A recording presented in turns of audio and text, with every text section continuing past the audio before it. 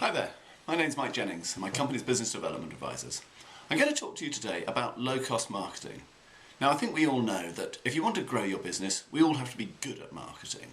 But the problem is a lot of people think that marketing is really expensive. Well, you can spend lots of money, but you don't have to. There are lots of ways that you can promote your business cheaply and effectively. And I'm just going to give you 7 ways today where you can market your business by spending no money at all or very little. First one I'm going to talk about is just the concept of staying in touch with your customers. Why would you do that?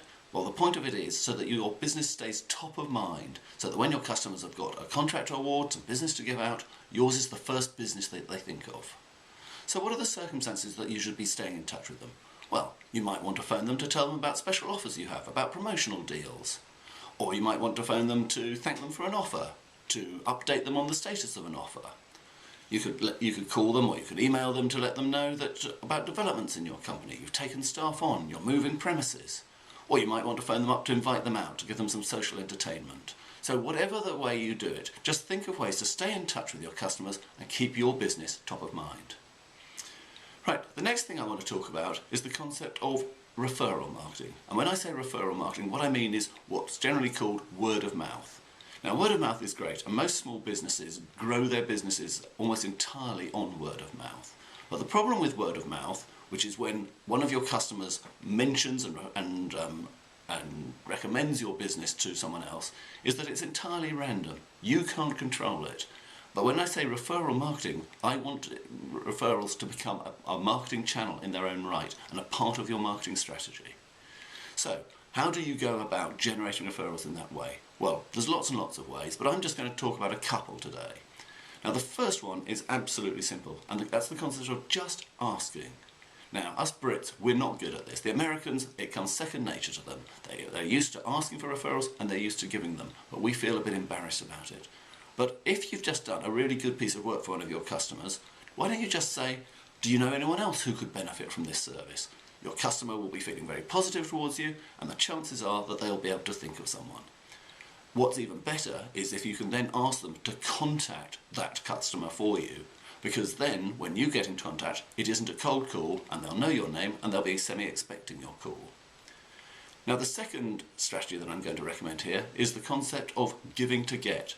If you can give referrals to someone, they are likely to feel indebted towards you and they're going to be actively looking for ways to refer you.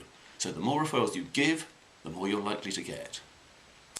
The next strategy and technique I'm going to talk about is the concept of writing articles. Now, if you appear in print, it positions you as an expert, and people are likely to want to do business with an expert. So what should you write about? Well, this kind of article should not be an overt, direct sales pitch. You must write on a subject that you think is going to be of interest to the audience of that publication and on a subject on which you're an expert. So I could write about low-cost marketing, for example. So how do you go about it? Once you've identified the publication that you want to put your article into, you simply phone up the editor and sell the idea to him. Now, obviously you have to make sure that the idea that you have, the subject matter that you have, is going to be relevant. And at that stage, with any luck, the editor will just buy it from you. So you then send in your article, and the bit that promotes you is that you would send in a photograph with it, and also your contact details, your email address, your website. And then you will be positioned in the eyes of the readership as an expert in that field. Similar to writing articles is the concept of speaking in public. Again, if you're seen speaking in public, that again positions you as an expert.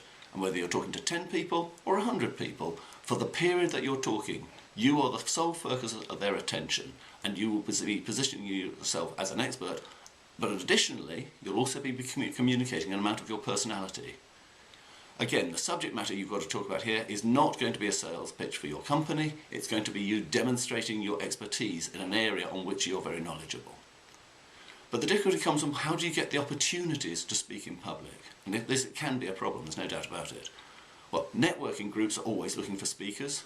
Chambers of commerce are a very good opportunity. And the fact is that the more you do it, and the better the reputation you build up, then the chances are that people will start approaching you to actually come and talk to their audiences. Next subject I want to talk about is what's called a Trojan horse. Now, if you don't know what a Trojan horse is something that you can give away for free. Now, why would you want to give away something for free? Basically, it enables your audience to trial your service at no cost to themselves and therefore at no risk. What could I give away? I could give away a 2-hour marketing consultation, or even might want to give away a half-a-day marketing consultation. I'd be prepared to invest that amount of time to get a new client. So, look around in your business, identify what you can give away for free, and then you need to promote it.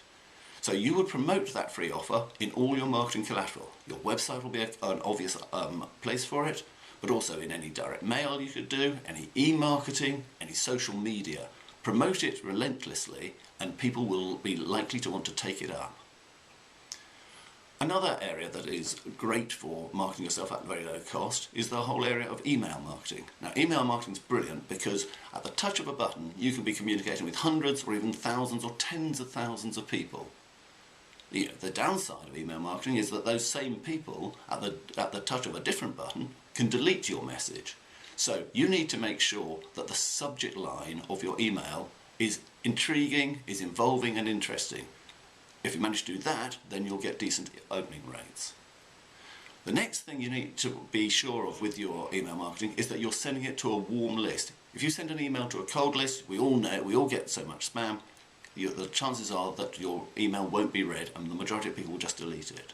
So make sure you're sending it to a warm list, people who either know you or know of you and are likely to want to read anything that they receive from you.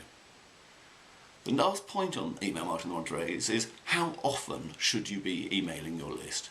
And the fact is, if you've got interesting and valuable information to share with these people, then once a week is absolutely fine. However, if you're sending out boring old rubbish, then once a year is going to be too often.